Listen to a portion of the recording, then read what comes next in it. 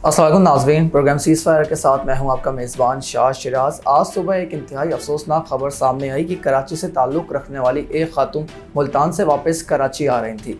वो अपने ससुरालियों से मिलकर मुजफ्फरगढ़ से मुल्तान से उन्होंने टिकट लिया और कराची आने के लिए बैठी। रोड़ी के मुकाम पे दो लोग जिनका नाम बताया जा रहा है जाहिद और आकिब, वो उनके खातून का अपार्टमेंट चेंज करवाने के बहाने उनके पास आए, उनको शिफ्ट करने के बहाने एक ऐसे मुकाम पे ले गए या वहाँ पर उनके साथ जिनसी ज़्यादती का निशाना बनाया। ये हमारे मुल्क में पहला वाक़या नहीं है। माजी में नजर डालिए, आपको याद होगा सानिया मोटरवे, वहाँ पे भी खातून, अकेली खातून अपने बच्चों के साथ ट्रैवल कर रही थी, उनके साथ भी इसी तरह का वाक़या पेश आया।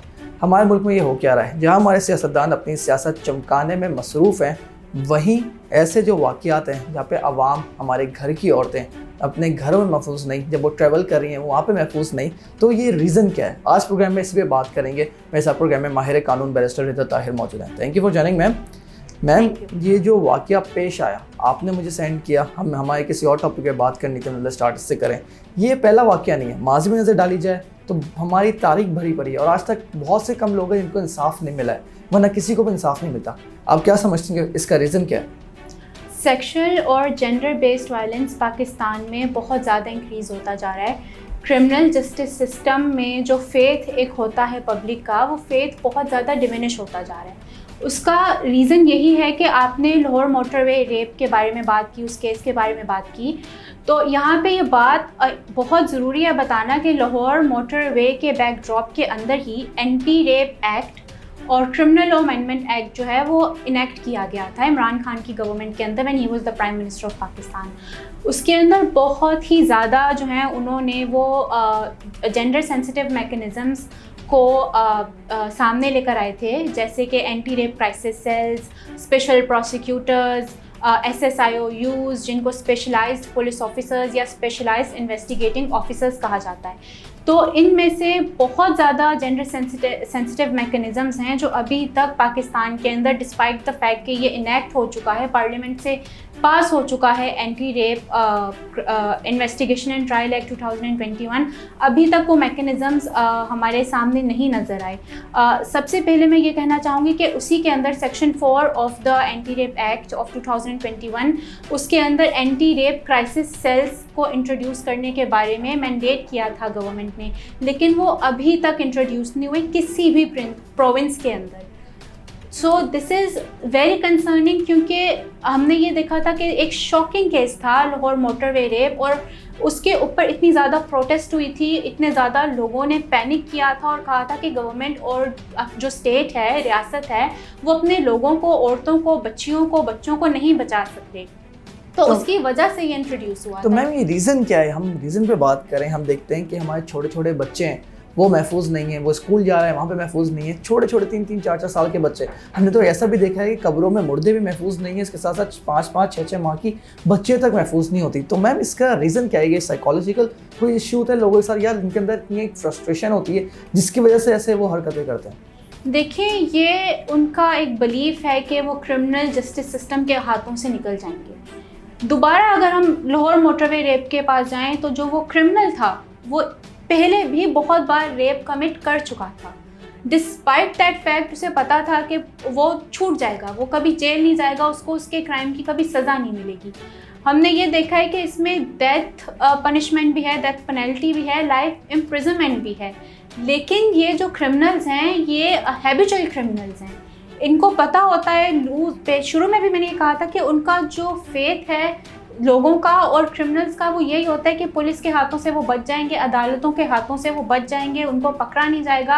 और क्योंकि ये एक ऐसा हमारी सोसाइटी के अंदर एक बहुत बुरा क्राइम माना जाता है, जिसको रिपोर्ट भी नहीं करते पुलिस को, FIR दर्ज नहीं होती, क्योंकि ये एक ये है कि सोसाइटी के अंदर जो बेचारा विक्टिम है, जो सर्वाइवर है, उसके साथ जो सोसाइटी है वो बुरा रवैया करेगी या उसको सोशल आउटकास्ट बना देगी।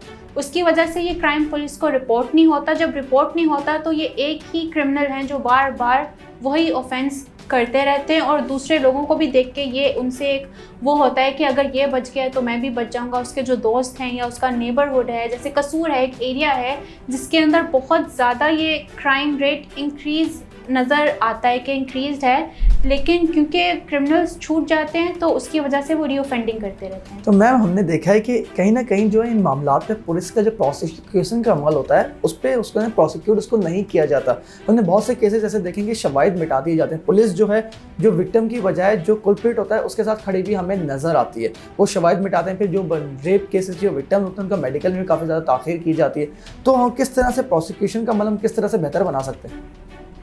ये बात आपने एक बहुत इंपॉर्टेंट इशू रेज़ किया है। कायनात सोमरो केस था एक, जिसके अंदर सिंध हाई कोर्ट ने एक ऑर्डर दिया था जिसके अंदर DNA SOPs के बारे में उन्होंने बताया था कि पुलिस ऑफिसर्स के क्या जो हैं SOPs हैं, स्टैंडर्ड ऑपरेटिंग प्रोसीजर्स हैं जो उनको फॉलो करने होते हैं।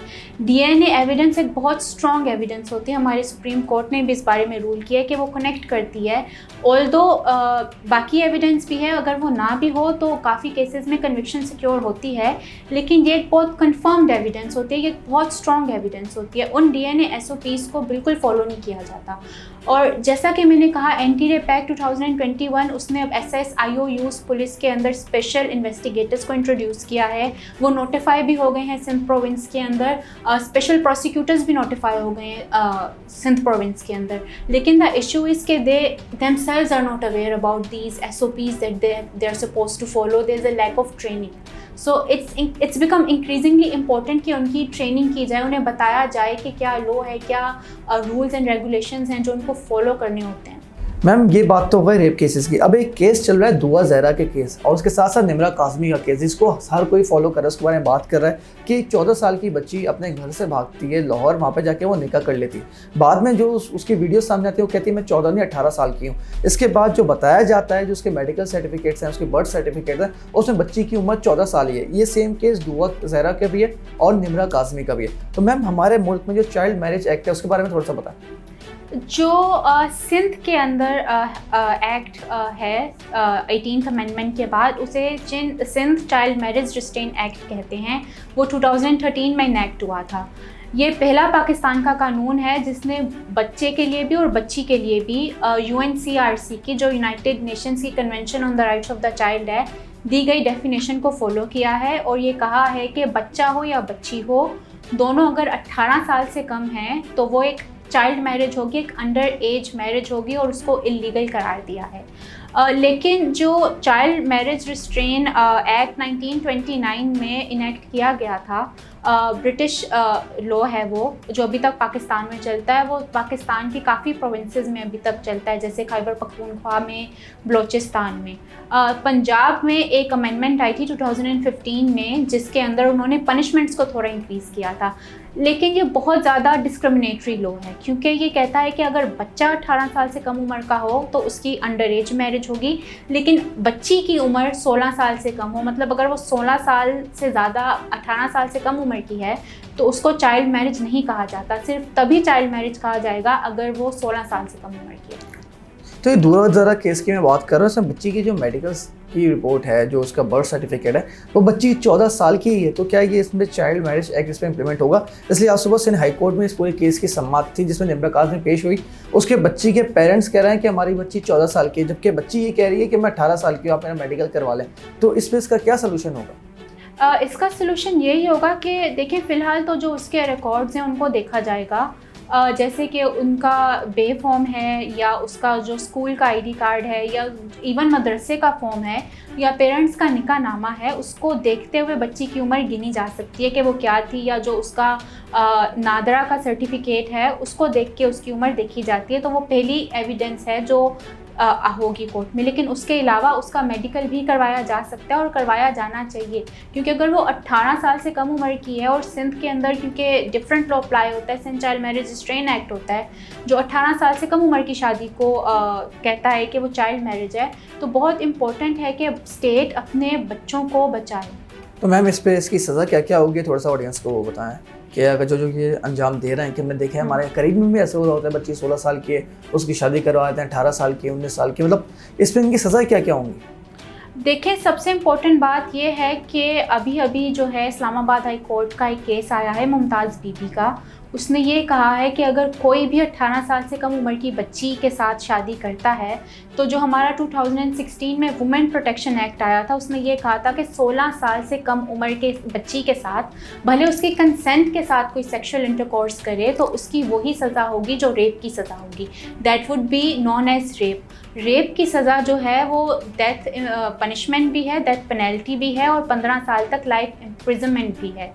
उसके अलावा चाइल्ड सेक्सुअल अब्यूज़ भी 2016 के अंदर criminal law second amendment act में कहा गया था कि कोई बच्चे के साथ अगर उसको रॉन्गफुली टच करे, उसको अब्यूज़ करे, इंटाइस करे, तो वो चाइल्ड सेक्सुअल अब्यूज़ होगा, जिसकी भी सज़ा जो बताई गई है, जस्टिस बाबर सत्तार ने भी कही है, वो 25 साल की है, इम्प्रिजनमेंट है। तो बहुत ज़्यादा स्ट्रिक्ट ये सज़ाएँ हैं। फ़िलहाल तो खैर ये जजमेंट की जो परसुएसिव वैल्यू है वो सिंध हाई कोर्ट में अप्लाई होती है, एज अ बाइंडिंग प्रेसिडेंट नहीं होती। लेकिन Sindh child marriage restraint act के अंदर जो निकाह ख्वाह हैं उनको भी, जिन्होंने इनका निकाह पढ़वाया है, उनकी भी सज़ा है एटलीस्ट 3 साल की और फ़ाइन भी है। तो मैम लास्ट क्वेश्चन, आप एक हैरेसमेंट के केसेस काफ़ी ज़्यादा हाईलाइट करती रहती हैं, उसको फॉलो भी करती हैं। ये जो वर्क प्लेसेस पे या जो दीगर लोगों के साथ, लड़के के साथ पब्लिक ट्रांसपोर्ट में जो हैरेसमेंट के केसेस आते हैं, इसमें लड़कियां खामोश हो जाती हैं, उनको आप मेरे प्लेटफॉर्म से कोई मैसेज देना चाहेंगी? मैं यही मैसेज उनको देना चाहूँगी कि प्लीज़ अपने राइट्स को जानें, अपने राइट्स को पहचानें और एक्शन लें। सबसे पहले आपकी अपनी कंफर्ट जोन बहुत ज़्यादा इंपॉर्टेंट है। आपको कोई फोर्स नहीं कर सकता अगर आप कंफर्टेबल नहीं हैं रिपोर्ट करने के लिए। लेकिन अगर आप रिपोर्ट करना चाहती हैं तो प्लीज़ आप उसको रिपोर्ट करें, क्योंकि जैसे कि मैंने कहा, ये वही लोग हैं जो बार बार जाके रीऑफेंड करते हैं। ना आप सिर्फ अपनी जो आपके साथ हुआ है उससे उसको पनिशमेंट दिलाएंगी, बल्कि उससे उसको ये भी अंदाज़ा होगा कि वो पकड़ा जा सकता है, उसको इसकी सज़ा मिलेगी और वो दोबारा रीऑफेंड नहीं करेगा। जैसा ma'am, thank you so much for joining. नाजरीन, ये जो कराची वाले वाक़े की मैंने बात की थी, उस पर जो वज़ीर रेलवे साद रफ़ीक साहब उन्होंने नोटिस भी ले लिया और अब तक दोनों जो मुल्ज़िमान इनके नाम बताए जा रहे हैं उनको गिरफ्तार भी कर लिया गया। उम्मीद करते हैं इस जो खातून है इनको इंसाफ मिलेगा। प्रोग्राम पसंद आया अपना फीडबैक ज़रूर दीजिएगा। That's all for tonight. मुझे दीजिए इजाज़त। अल्लाह हाफ़िज़।